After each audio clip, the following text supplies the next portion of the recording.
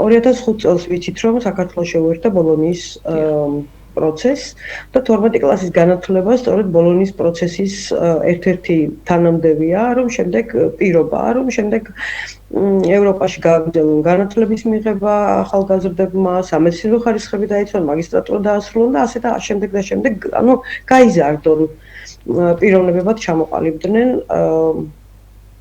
და შემდეგ უკვე გამოადგნენ ჯერ საკუთარ თავს და მერე ქვეყანას, ხო? მე მინდა პატარა სუმცირედი გადახვევა გავაკეთო, რადგან გახსოვთ ალბათ შარშან იყო, როცა გამოცხადდა რუსეთში უმაღლეს სასწავლებლებში მიღება, ვისაც გინდათო, ვისაც გსურთო ჩაბარებაო და იქ ხალხი არ იყო ესე რომ ვთქვათ, სიმართლე უნდა ითქვას ცოტა. ანუ ხალხმა გადაწყვეტა, ადამიანებმა გადაწყვეტეს, რომ რატომაც არა წავალ და რუსეთში მივიღებთ განათლებას, ხო?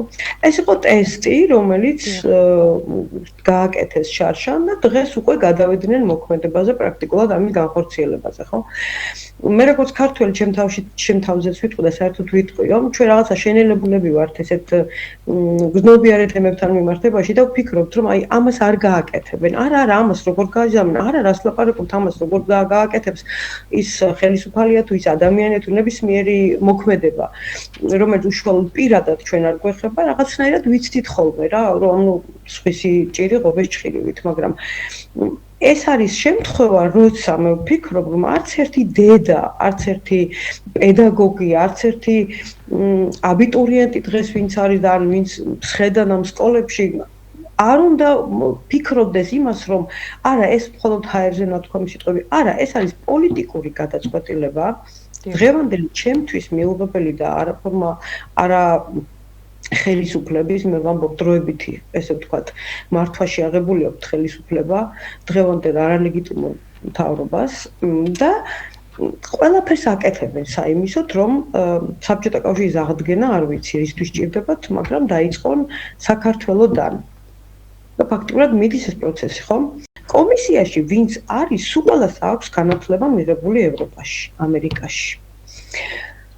და ესენი ეხლა უკვე ზემოდან უცქერიან იმ ადამიანებს, თურმე ვისთვისაც წვალობენ და იღებენ ამ რაღაც ახალ რეფორმას ატარებენ და ეს თურმე ხალხზე გათვლილი და ხალხზე ზრუნვის და კეთილი განზრახვის რეფორმა. ეს არის პირდაპირ დასამარება განათლების სისტემის, რადგან ვის ვერ უმკლავდებიან ამ დრომდე განათლებულ ახალგაზრდებს.